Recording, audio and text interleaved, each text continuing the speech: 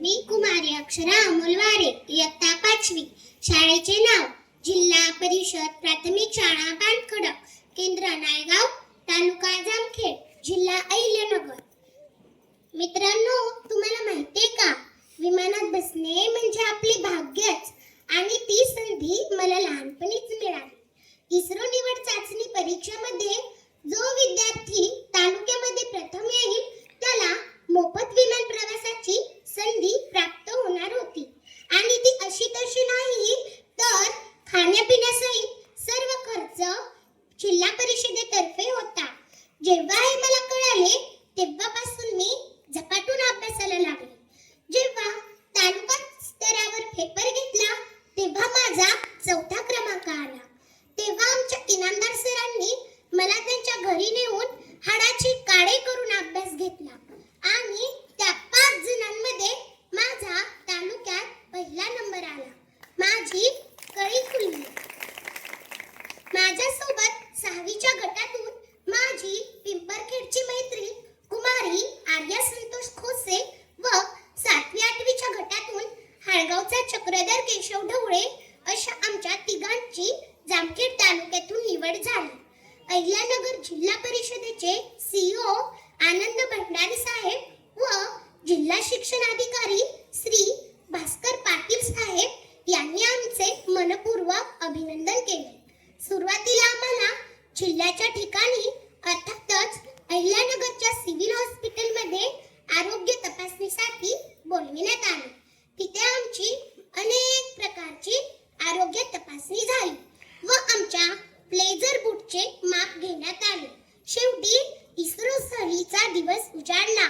दिनांक 19 जानेवारी 2026 रोजी सकाळी सर्वजण अहिल्यानगरच्या जिल्हा परिषदेमध्ये आले. तिथे लोखंडे मॅडम आमच्या 5 जणांच्या ग्रुपच्या लीडर म्हणून घोषित करण्यात आल्या.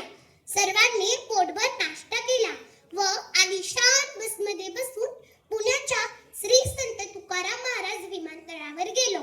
तिथे सर्व चेकिंग करून भव्य अशा विमानामध्ये बसलो. विमानामध्ये पहिल्यांदाच बसत असल्यामुळे माझी घाबरगुंडी उडाली, परंतु मजाही आली. बेंगलोरच्या केंगेगौडा विमानतळावर पोहोचलो. तेथून बसमध्ये बसून हॉटेलवर गेलो.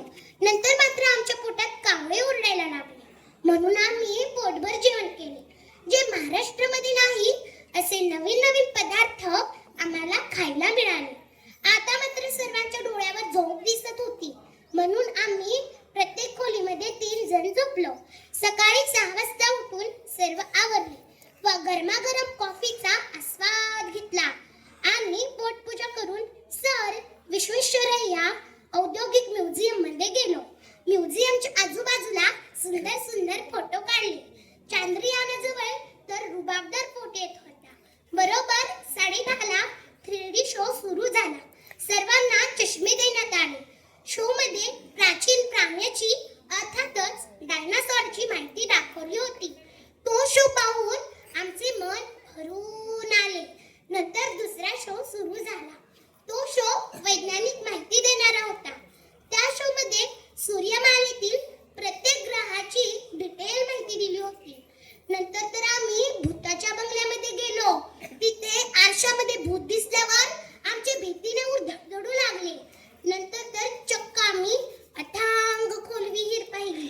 लोखंडे मॅडमने आमचे अंतराळवीर राकेश शर्मा व सुनीता विल्यम्स जवळ सुंदर सुंदर फोटो काढले. तिथे खूप प्रयोग आम्हाला बघायला मिळाले. आता मात्र आम्हाला ओढ लागली होती लालबागला जाण्याची. लालबाग पाहून आमच्या डोळ्यांचे पारणे फिटले. गेटच्या आत गेल्यावर पाना-फुलांनी बहरलेला निसर्ग पाहून मनाला समाधान वाटले. आम्ही फुलांनी सजलेल्या हत्ती व फुलपाखराजवळ फोटो काढले.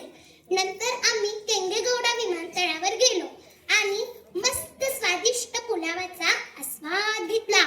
आम्ही विमानामध्ये बसलो. रात्रीच्या चांदण्या आकाशातून विमानाने जाण्याची मजाच वेगळी. खाली पाहिलं तर जणू काही काजवे चमचम करत आहे असं वाटायचं. सुमारे 2 तास प्रवास करून आम्ही तिरुवनंतपुरम इंटरनॅशनल विमानतळावर गेलो. तेथून बसमध्ये बसून हॉटेलवर गेलो. त्या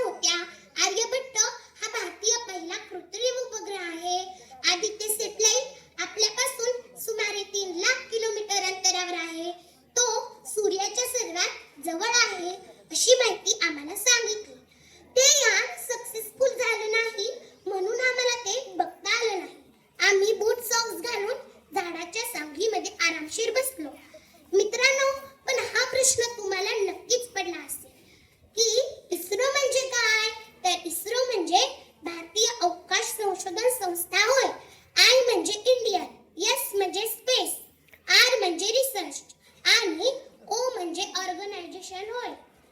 नंतर आम्ही केरळच्या प्रसिद्ध हॉटेलवर जेवण्यासाठी गेलो. तिथे आम्ही नवीन नवीन खाद्यपदार्थांवर ताव मारला. नंतर आम्ही वळालो समुद्राकडे. अरबी समुद्र पाहताच सर्वजण धूम टोकत समुद्रात गेले. सर्वजण फोटोच्या नादामध्ये असताना मागून अतिभव्य लाट आली. त्या लाटेने आम्हा सर्वांचे अंग ओले चिंब झाले. नंतर आम्ही समुद्राच्या कडेला मातीवर कबड्डी खेळलो, खरेदी केली, पण आम्हाला समुद्रापासून दूर जायला वाटत नव्हते. पण आम्ही नाईलाजास्तव बसमध्ये बसलो. बसमध्ये मात्र आमची थंडीने अंग कुडकुडू लागले. कधी हॉटेलवर जाईल असं झालं होतं. एकदा हॉटेलवर पोहोचलो की मग मस्त गरम पाण्याने अंघोळ केली व जेवण करून विश्रांती घेतली. सकाळी लवकर उठून निघालो की ज्या मंदिरामध्ये हिरा मोत्यांची उधाण आहे असे भारतातील सर्वात श्रीमंत मंदिर पाहायला. पण तिथे मात्र महिलांना साड्या व पुरुषांना धोतर घालून जावे लागते. म्हणून आम्ही पायरीच्या जवळच डोकं टेकून दर्शन घेतले. मित्रांनो, इंग्रजांनी जेव्हा आपल्यावर आक्रमण केले तेव्हा त्रावणकोर राजाने आपली सर्व संपत्ती 7 तळघरांमध्ये ठेवली. त्यापैकी 6 तळघरांचे दरवाजे खुले करण्यात आले. त्यामध्ये सुमारे 1,32,000 कोटींची संपत्ती मिळाली. यात श्री विष्णूची 3.5 फुटात लांबीची सोन्याची मूर्ती मिळाली. या तळघरात 7वा दरवाजा खुला करण्याचा प्रयत्न झाला तेव्हा 2 जणांचा सर्पदंशाने मृत्यू झाला. तळघरातील 7व्या भागाचे संरक्षण सर्पराज करतात अशी मान्यता आहे. या दरवाजाचे बांधकाम सुमारे 1500 वर्षापूर्वी करण्यात आले होते. नंतर आम्ही दर्शन घेऊन त्रावणकोर राजाच्या राजवाड्यात गेलो. तिथे सुमारे 122 घोडे होते. संभाजी महाराजांकडून त्रावणकोर राजाला बक्षीस अर्थातच तलवार व सिंहासन मिळालेले पाहिले. आता आम्हाला खूप भूक लागली होती म्हणून आम्ही जेवणावर तुटून पडलो. आम्ही प्राणी संग्रहालयात गेलो. तिथे आम्ही काळे माकड, भारतीय लंगूर माकड, मकाका मुलाटा माकड अशा जातींची माकडे पाहिली. आम्ही आणखीन सांबर, काळवीट, एकशिंगी गेंडा, पांढरी हरिण, वाघ, चित्ता, घुबड, समुद्री गरुड, साळींदर, आफ्रिकन कासव, नीलगाय असे प्राणी व पक्षी पाहिले. विटकरी हरणाचा कळप फोटो काढण्यासाठी पुढे आला. ते प्राणी बघत असताना आमची तहान भूक हरपली. नंतर आम्ही शेकडो जातींचे साप पाहिले, जसे की rat snake, cat snake, cobra, longest snake, green snake, red snake, rock snake असे अनेक प्रकारचे आम्ही साप पाहिले. धाडसी कावळे पाहून आम्हाला सुद्धा धाडसी बनण्याची जिद्द मिळाली. आम्ही इस्रो सेंटरला बाय बाय करून घरी येण्यासाठी निघालो. रात्रीच्या 12 वाजता तिरुवनंतपुरम विमानतळावरून बेंगलोरच्या केंगेगौडा विमानतळावर आलो. बेंगलोर ते पुणे हे विमान पहाटे 3 वाजता होते म्हणून आम्ही 2 तास विश्रांती घेतली व केंगेगौडा विमानतळावरून पुण्याच्या श्री संत जगद्गुरू तुकाराम महाराज विमानतळावर आलो. सर्वजण थंडीने कापरू लागले म्हणून आम्ही बॅगेतले स्वेटर घालून बसमध्ये बसलो व अहिल्यानगरच्या जिल्हा परिषदमध्ये शुक्रवार दिनांक 23 जानेवारी 2025 रोजी सकाळी 7 वाजता पोहोचलो.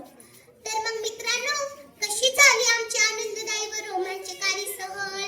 तुम्ही सुद्धा यातून प्रेरणा घ्यावी असे मला वाटते आणि मला इस्रो सहलीच्या परीक्षेला बसायला तसेच निवड झाल्यावर सहलीला परवानगी देणारे माझे पालक तसेच जामखेड तालुक्याचे गट शिक्षणाधिकारी प्रदीप चव्हाण साहेब, शिक्षण विस्तार अधिकारी अशोक कंदळे साहेब, पार्वती गाडेकर मॅडम, जालिंदर खताळ साहेब तसेच केंद्र प्रमुख केशव गायकवाड साहेब, राम निकम साहेब व विक्रम बडे साहेब यांचे मी मनापासून आभार मानते व माझे गुरु आणि मार्गदर्शक आदरणीय श्री मनोहर इनामदार सर यांचे सुद्धा मी कोटी कोटी आभार मानते आणि माझ्या प्रवास वर्णनाला पूर्णविराम देते. जय हिंद, जय महाराष्ट्र, जय विज्ञान. धन्यवाद. धन्यवाद. देशमुख सर.